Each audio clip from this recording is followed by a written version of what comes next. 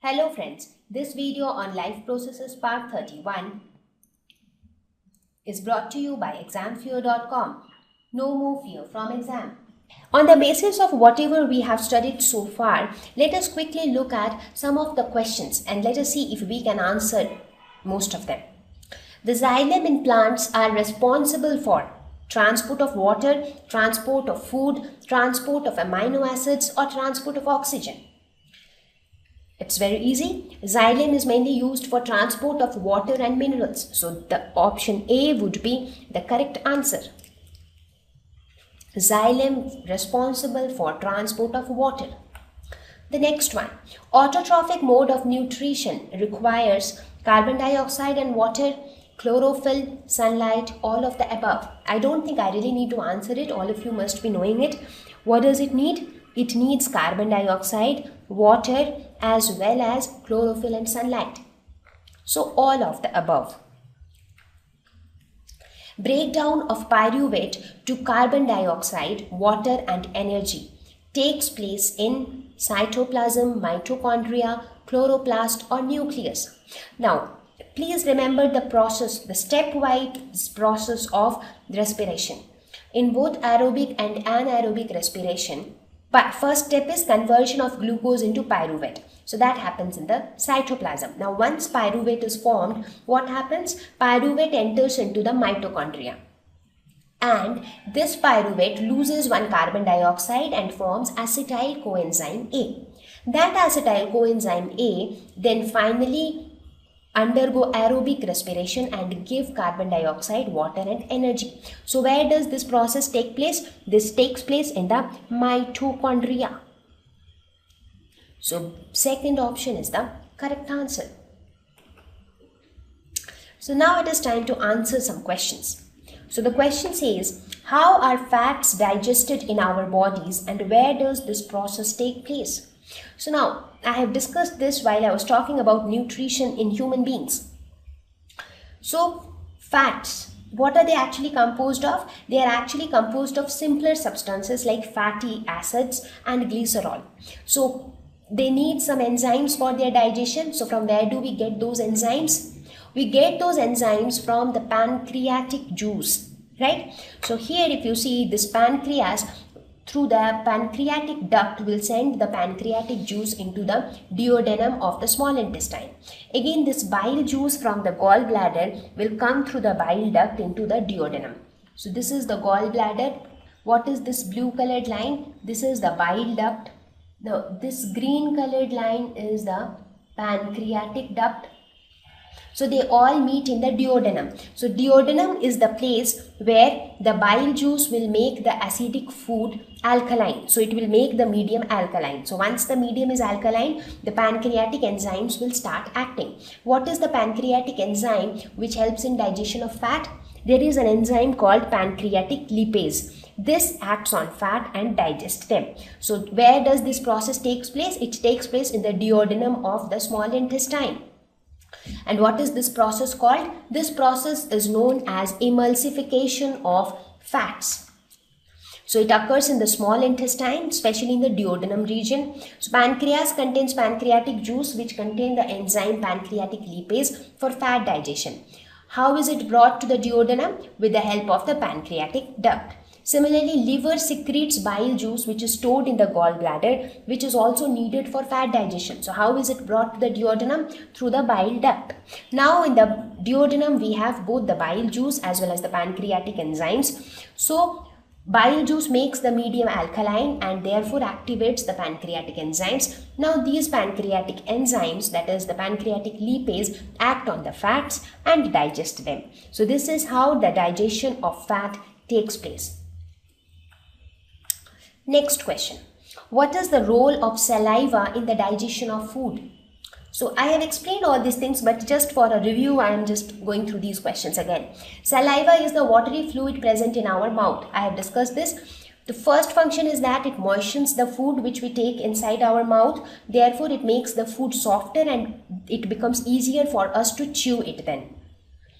Secondly, it also contains an enzyme, salivary amylase, which converts starch into maltose. What is starch? Starch is a polysaccharide. That means here you see this is starch.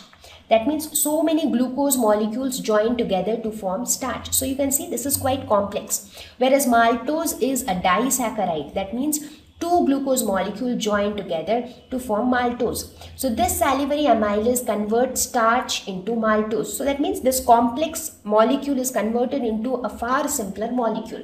So that is the role of the enzyme, that is the role of the saliva. Next question, what are the necessary conditions for autotrophic nutrition and what are its byproducts? What is autotrophic nutrition? It means self-dependent nutrition. That means the organisms will prepare their own food.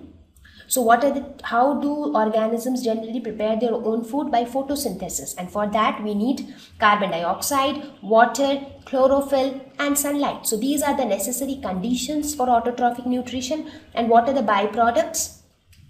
Let us look at the equation for photosynthesis. What happens in photosynthesis? Carbon dioxide combines with water in presence of chlorophyll and sunlight to form glucose, that is C6H12O6 plus water plus carbon dioxide. So now if we balance this equation, we get something like this. So now this carbon dioxide is then released. So what are the products here? The products are glucose. I'm sorry, here it is not carbon dioxide, it is oxygen. I'm sorry. So carbon dioxide is taken in during photosynthesis and only oxygen is given out. So the products are glucose, oxygen and water. Another question yet. How are the alveoli designed to maximize the exchange of gases? So we have seen that in the respiratory system, which is the main site for gaseous exchange. The actual gaseous exchange takes place in the alveoli. And what are the features that alveoli has which actually ensures that the gaseous exchange occurs in a proper way?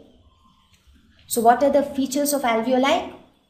They have got thin walls so that the diffusion of the gases from alveoli to the capillaries becomes easier, because these balloon shaped structures are the alveoli and these red and blue structures, they are the capillaries. So in order that the exchange of gases between them happens very efficiently, they have very thin walls. The walls are covered with capillaries, so the walls are connected to a network of capillaries, so it becomes easier.